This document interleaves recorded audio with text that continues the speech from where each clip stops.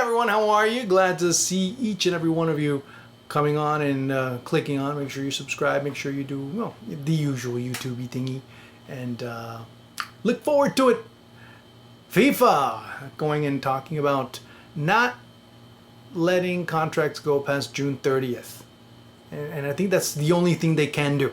That's the best thing they can do. That's the main thing they can do. And you know what? They didn't have many options to begin with.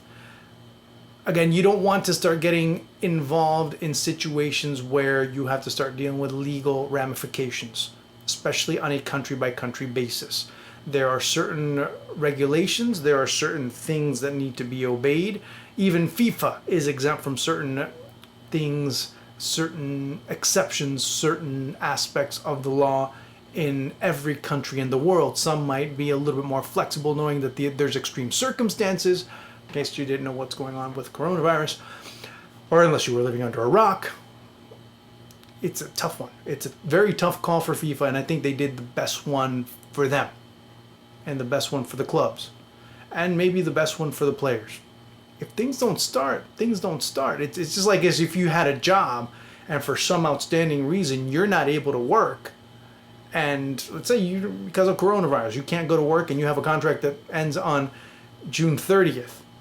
Well, if you can renegotiate it, that's fine.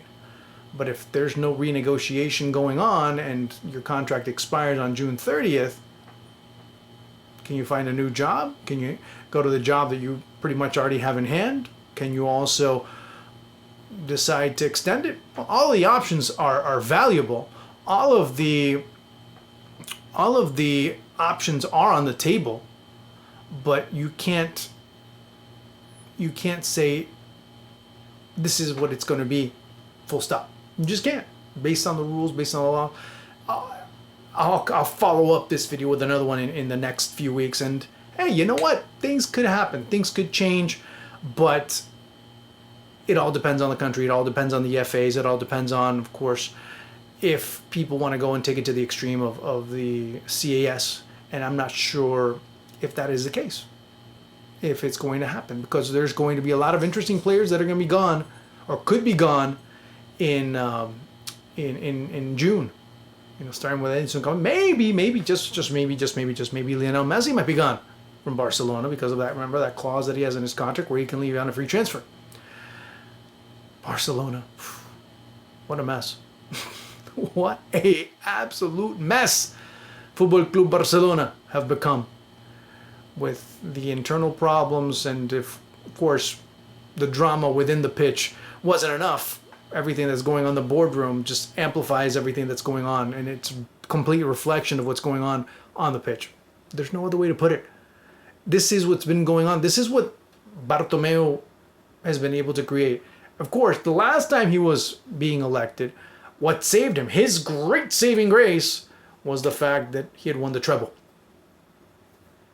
and was able to beat, Juan Laporta in that last election. That was back in 2015, right after winning the treble. So people forgot that things weren't being handled too well back then. And of course, now you start to see that the results don't accompany, and then that credit ends up going elsewhere. Where was that? Barcelona fans? Where was that? Man, wait. Hold on, let me backtrack a little bit. Not Barcelona fans. Socios, the ones that are in charge of voting and saying, hey, you know what, this is who we're going to vote for president. This is our board, this is that. What happened there? They tended to forget. And that's exactly what's going on. This is why they're suffering. And after all this, it's going to be very tough for Barcelona to be able to sign players. Of course, you hear Lautaro Martinez. You hear that Ivan Rakitic is leaving, and bring in Martinez, it would be an option. Bring in... Wait. Time out. Where's the money? Barcelona don't have any money. Barcelona do not have money. I repeat, Barcelona don't have money. There is no money there. They're the team that has earned the most amount. They've been able to generate the most amount of revenue in the world. They were going full tilt towards being the first team in history to generate over 1 billion euros in 1 year, until, of course, coronavirus brought that down to a screeching halt. What happens now? Teams like Juventus, teams like Bayern. Well, Bayern Munich is a different story, so I'm not. I guess I shouldn't put them in that category. But those types of teams, what's going to happen with those? What Real Madrid? Well, Real Madrid can kind of find and work the books a little bit different, but they're going to have to sell. They're looking and shifting their priorities in another direction. What's going to happen there? But let's, again, go back to the original concept here at Football Club Barcelona and their just ineptitude to be able to get anything right. And that's been the problem. That's been the major issue. More than the performance on the pitch, more than anything else, there's been a lot of distraction because of this, because of what has been going on. E3 and everything else that's gone on in terms of social media and what this board has been doing and denying, and they end up getting found out. That's been part of the case with this club. This board has to go, and dare I say, who's any better? Because you hear Victor Font putting on his social media, and it was funny. I forgot who was that. The wannabe president of Barcelona, and that's exactly it. There's no other way to put it. And I don't know who would end up doing a better job, and who would end up getting this team out of this situation. And more importantly, this is Barcelona. This is what this team has been about for years, for decades. The political aspect of it has always had this type of battle, this type of strife and division and divisiveness and all these types of conflicts that have been generated throughout the years. That's been the problem with this club. That's been the problem. Let's shift over. South America.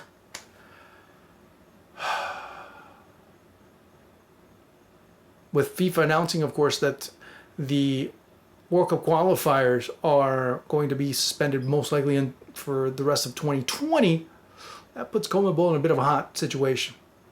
What's going to happen? Are they going to try and make a more dynamic calendar? Or are they going to have to shift their schedule around? I think it's going to be a little bit of both, because let's say that they would have taken full advantage of the time that they had at their disposal. But again, you see some things that occurred after Copa America where they had October, September. I know my calendar's kind of messed up, but you get the idea. September, October, and November, all of them were friendlies for the South American teams. Not once was it considered to go and start doing World Cup qualifiers then. Of course, no one thought the coronavirus was going to hit back then.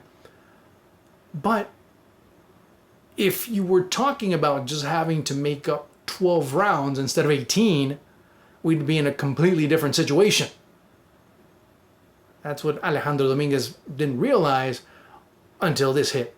Now, you have all 2020 gone. You're going to only be able to do 2021 and part of 2022. Thank goodness. And I know that sounds facetious, and I know that people are going to say, what? What are you talking about? 2022, the World Cup in Qatar will be at the end of the year. That's why I'm saying thank goodness, that at least there's some time to be able to add some matches into that for not much. Maybe one, maybe two. Maybe you'll find out in June, July if you're going to the World Cup or not. And then the preparations have to be full tilt from there on out. That's going to be a tough one. So we'll see. We'll see what goes on. How are they going to switch that calendar? How are they going to be able to switch it? And again, when do they start? Because remember, you got to bring in flights from Europe, just within the South American continent to be able to fly to and fro, to be able to do all those types of things. And also, oh, I forgot to mention, there's Copa America too. So do you meld Copa America in with some type of tournament, expand it a little bit more and make it a South American qualifier? What do? Tis is the question that we'll have to find out how it is answered in the coming months. Again, thanks guys. Like I said before, make sure that you subscribe, make sure that you're doing your thing.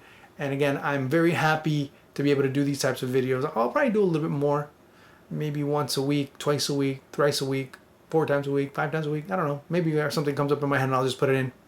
We'll see. Thank you so much again for watching. And you know what? Make sure you subscribe. Make sure you subscribe, the little bell, all the little YouTube-y thingies that you usually do when you like someone on YouTube. Yeah, do that. Okay? I like it. Hey, look, If I can get a little bit close to 1,000 and be able to do live videos, why not? Right?